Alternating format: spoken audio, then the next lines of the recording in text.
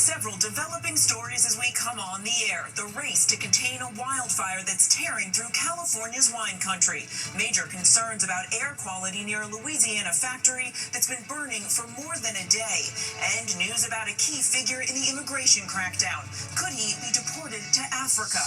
In Northern California, the urgent battle to contain a fire that's burned thousands of acres in Napa Valley. Evacuation orders in effect as crews face a wall of smoke and flames. The West sweltering with more than 50 million under heat alerts. Triple-digit temperatures in Southern California.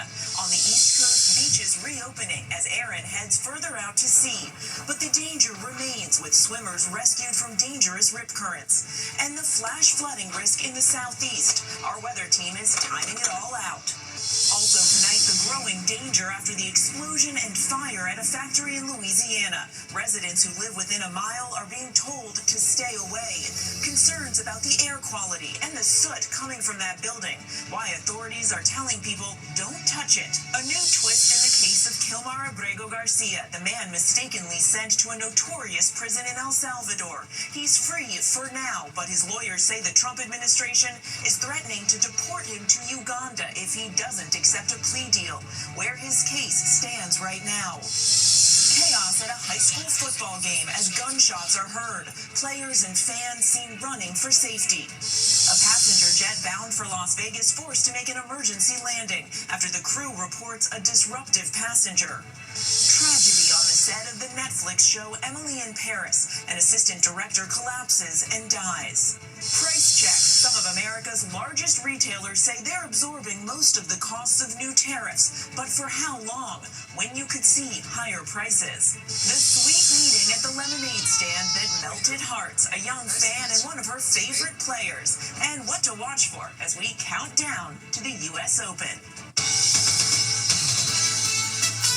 From ABC News World Headquarters in New York, this is World News Tonight. Good evening. Thank you for joining us on this Saturday. I'm Mary Bruce in for Whit Johnson. We begin tonight with crews battling raging wildfires in California's wine country and more than 50 million people on alert for dangerous heat in the West this weekend. Those fast-moving flames are triggering evacuation orders for Napa Valley residents. The so-called picket fire scorching nearly 5,000 acres since it broke out on Thursday. The blaze only at 7% containment. And then there's the extreme heat, the sun baking Los Angeles. Thunderstorms are bringing some relief, but lightning strikes have ignited several smaller fires. Our weather team is standing by with the forecast, but first, ABC's Jacqueline Lee leads us off tonight.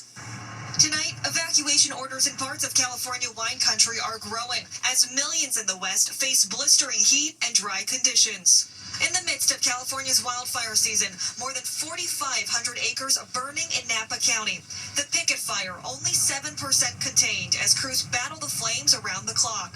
Helicopters dropping water and flame retardant as a wall of smoke rises behind them. Residents in Napa County rushing to get out. It's definitely scary when there's fire down here. Luckily, there wasn't too much wind. Fire officials say the extreme heat is posing a unique danger to crews on the ground. What challenges does this extreme heat pose on your firefighters? They're hiking steep terrain, they're fighting fire, and so that heat is definitely going to wear them down. This comes as Southern California swelters under a heat wave with triple-digit temperatures, with red flag warnings and an extreme heat warning for much of Los Angeles County. Get a wet towel over your head and drink water, like every 5 minutes. And even as scattered thunderstorms are bringing some relief to the heat, authorities say lightning strikes there have sparked several smaller fires. Ahead of this weekend, California Governor Gavin Newsom pre-deploying firefighting resources throughout Los Angeles given the conditions. Meanwhile, crews here on the ground say they are ready to jump in at any point. Mary? Okay, Jacqueline, thank you. Meanwhile, as Hurricane Erin moves out to sea, beaches in New York and North Carolina are reopening. But big waves and dangerous rip currents remain, keeping lifeguards busy at New York's Rockaway Beach. Several swimmers there rescued. WABC's Anthony Carlo was there. Anthony? Well, Mary, this is one last hurrah for many people before school starts. They're trying to get out to the beach and soak up the sun and enjoy the water. But the problem is, up and down the East Coast, we're still seeing big waves and dangerous rip currents lingering in many areas. This boat was capsized by high surf at Maine's York Beach, and that sailor had to be saved by fire and rescue swimmers. Now, Erin is gone, but those dangerous ocean conditions persist, fueling a high risk of dangerous rip currents along much of the coastline through the weekend. Here on New York's Rockaway Beach, we witnessed lifeguards rescue multiple swimmers who were caught up in a rip current and swept away from shore. Lifeguards had to extend the line into the water to help them pull those distressed swimmers out. And rescues just like that speak to the dangers lifeguards face as they reopen beaches and beachgoers come to try to capture one last summer weekend. Mary? And those lifeguards bracing for a busy weekend. Anthony, thank you. So let's get right to meteorologist Danny Beckstrom from our New York station WABC. And Danny, you're tracking a new tropical storm in the Atlantic. Yeah, Mary, the Atlantic hurricane season peaks in just under 3 weeks, and we now have our 6th named storm in the basin, with Tropical Storm Fernan just named by the National Hurricane Center. It's currently about 400 miles from Bermuda, expected to stay east of the island. It's much smaller, much weaker than Erin, and poses no threat to the U.S. While here in the U.S., rounds of heavy rain and thunderstorms bring a flash flood threat to the southeast, with flood watches in effect from Jacksonville, Florida, up to Hatteras, North Carolina, through late tonight. The extreme heat is the weather story in the west, with alerts from Arizona to Washington and record highs expected again Sunday for cities like Seattle and Portland. The hot, dry conditions continue to fuel fire danger in the region, especially with the threat for lightning as isolated thunderstorms develop again on Sunday from southern Oregon to Arizona. Mary? And we know you'll be tracking it all, Danny. Thank you. Next tonight, a community under evacuation orders after an explosion at a plant in Louisiana. Drone video capturing the aftermath as the fire still burns, pumping plumes of smoke and black soot into the air. Tonight, the warning to residents. Here's ABC's Olivia Rubin with the new details coming in. Tonight, more than 24 hours after a massive explosion and fire at a Louisiana factory, officials are warning residents to stay indoors. Officials say a series of explosions rocked Smitty's supply shop in Rosalind on Friday afternoon. Residents concerned. People walking out, leaving medications, clothes, personal items. Everyone within a mile radius ordered to leave, including an elementary school. This order is based primarily on the risk of falling debris, as well as a precautionary measure due to the ongoing and active nature of the scene. Critically, officials also urging residents to wash their hands and faces after exposure to the black soot now filling the air. The soot generated by the fire is associated with combustibles like plastic or burning trucks, as well as some hydrocarbon chemicals. Officials say the EPA has now sent out special aircraft to conduct additional testing on that black soot. That data under review tonight as investigators continue to search for the cause. Mary. Olivia, thank you. Tonight, Kilmar Abrego Garcia, the man mistakenly sent to a notorious prison in El Salvador back in March, is now facing deportation to Uganda unless he agrees to a plea deal. That's according to court documents filed by his attorneys. It comes just one day after he was released from custody in Tennessee, finally reunited with his family in Maryland. More now from ABC's Washington managing editor, Catherine Falders. Tonight, the lawyers for Kilmar Abrego Garcia say the Trump administration is trying to force him to accept a plea deal by threatening to deport him to Uganda. His attorneys allege the government is trying to coerce him after Abrego Garcia refused an offer to be deported to Costa Rica in exchange for remaining in jail and pleading guilty to human smuggling charges. It comes just one day after Abrego Garcia, who was wrongfully deported in March, was released from federal custody in Tennessee and reunited with his family in Maryland. He is facing human smuggling charges stemming from a 2022 traffic stop in Tennessee. Abrego Garcia seen driving an SUV with 9 other people inside. The government has accused him of being part of a human smuggling operation that transports drugs, weapons, and thousands of undocumented migrants, allegedly including MS-13 gang members and children across the country. How many rolls have you got in here? 4? He's hauling these people for money. You got a dollar is what he's doing. Abrego Garcia denies all allegations. His case became a flashpoint in Trump's aggressive immigration policies after Abrego Garcia was mistakenly deported to a notorious prison in El Salvador. At the time, the president and the White House adamant he was a gang member. Is an illegal alien MS-13 gang member and foreign terrorist. This comes out of the State Department and very legitimate sources. Facing a court order, the Trump administration brought him back to the U.S. in June, only to detain him on those human smuggling charges. And Catherine joins us now. So talk us through what comes next here. Abrego Garcia's attorneys say the government is now giving him until Monday morning to decide, plead guilty, serve his sentence in the U.S., and then be deported to Costa Rica or be sent straight to Uganda. Catherine, in that case, what happens with the criminal trial against him? So, Mary, the Department of Justice says they still plan to put Abrego Garcia on trial, where he will be able to defend himself. But his attorneys say they have been given an ultimatum. By Monday morning, Abrego Garcia must decide whether to plead guilty to those charges and be deported to Costa Rica or face possible deportation to Uganda. Mary? And again, that decision expected by Monday. Catherine Falders, who's been following every twist and turn of this case. Catherine, thank you. U.S. Defense Secretary Pete Hegseth has fired the Pentagon's intelligence agency chief. Air Force Lieutenant General Jeffrey Cruz is the latest senior military officer to be forced out. It comes just weeks after the agency contradicted the president's assessment that U.S. strikes had, quote, obliterated Iran's nuclear facilities. 2 other senior military officials were also fired on Friday. Overseas now to Gaza, Israeli forces pressing forward with its military operation in Gaza City, just 24 hours after the world's leading authority on hunger declared that famine is now gripping that city. Israel's Prime Minister Benjamin Netanyahu angrily dismissing it as a lie. And we want to warn you, some of these images are disturbing. Here's ABC's Lama Hassan. Israel's new massive military offensive on Gaza City today intensifying. The Israeli Defense Forces launching several deadly airstrikes. The Hamas-run health ministry saying at least 61 people were killed in separate attacks over the last 24 hours alone, including these 2 children. Their mother tries to let go. There is no threat here to the Israeli military, this man says. Everyone here is a civilian. You can see there are women and children. 308 others injured, some still trapped under the rubble. Rescue crews are unable to reach them. On the ground, the Israeli government is planning to occupy the Gaza Strip. Crucial, they say, to defeat Hamas. With orders for more than 1 million people to evacuate Gaza City and head south. Some already relocating dozens of times to find shelter. Others telling aid agencies they are simply too weak to walk. The punishing restrictions on food is taking its toll. People desperate travel for hours to find food. Often dangerous, all they can find is a sack of flour. On Friday, for the first time ever, a UN-backed group saying a famine is now gripping Gaza City.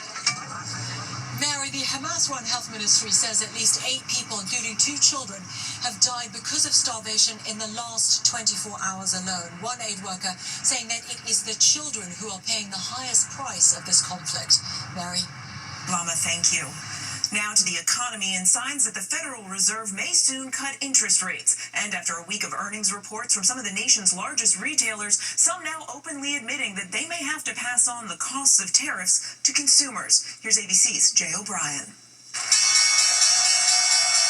Tonight, high anticipation from Wall Street to Main Street after Federal Reserve Chair Jerome Powell signaled as soon as next month the U.S. Central Bank could cut interest rates for the first time in nearly a year, impacting everything from car loans to credit cards. Powell under a constant pressure campaign from President Trump to lower rates, which the Fed has left unchanged since December to fight inflation. We call him too late for a reason. He should have cut him a year ago.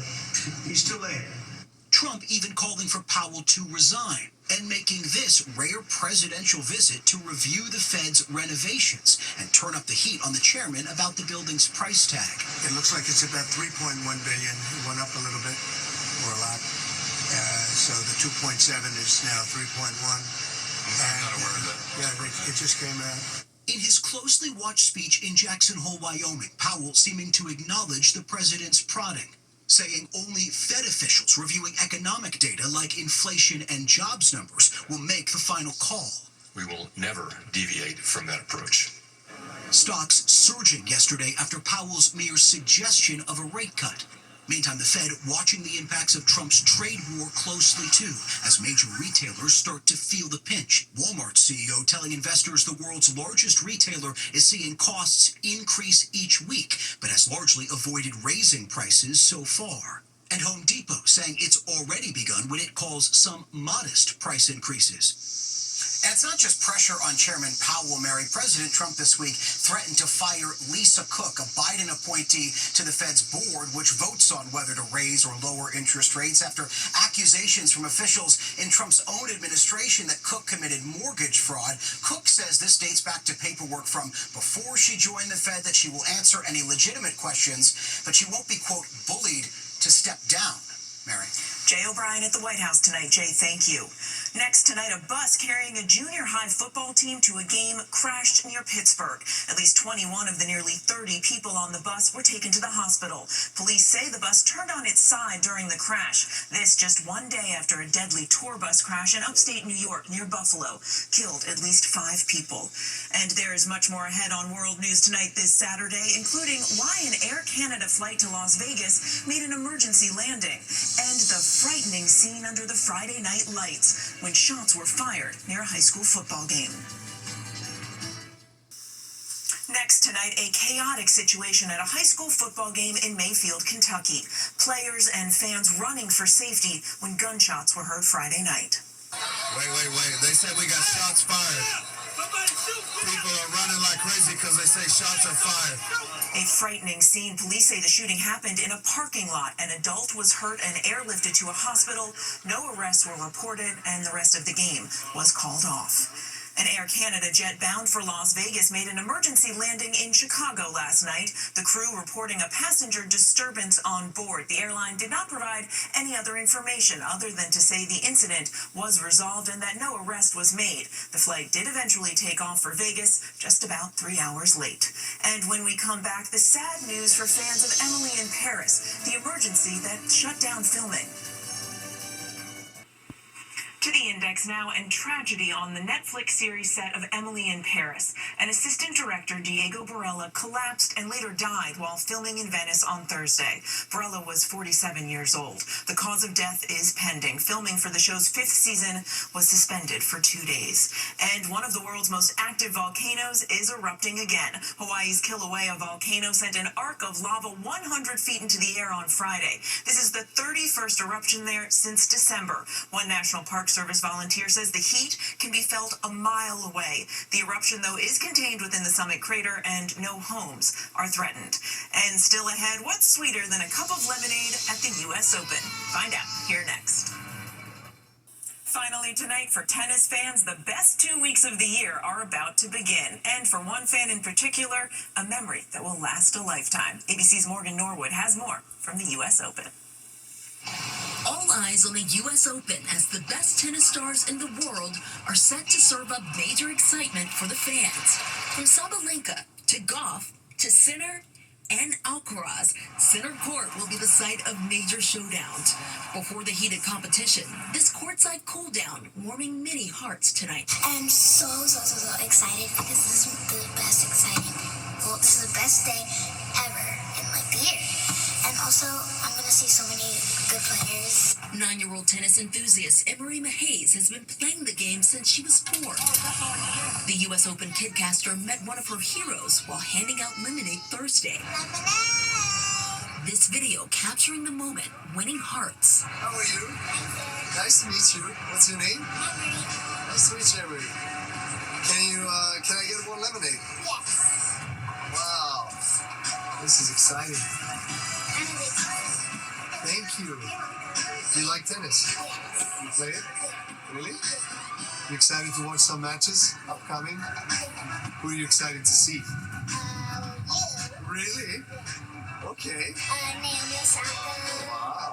Sabalenka. I just met her. Did she get a lemonade? Oh yeah, she did good. Very nice to meet you. You're very cute. Thank you. Thank you for the lemonade. You're welcome. Now I gotta try that lemonade. And Marie Sabalenka and Sinner looking to defend their titles at this year's U.S. Open. The action serves up tomorrow, right here on ABC and ESPN. Mary? And we cannot wait for that and who else Emery meets. For Whit Johnson, I'm Mary Bruce. Thanks for watching. Have a great evening.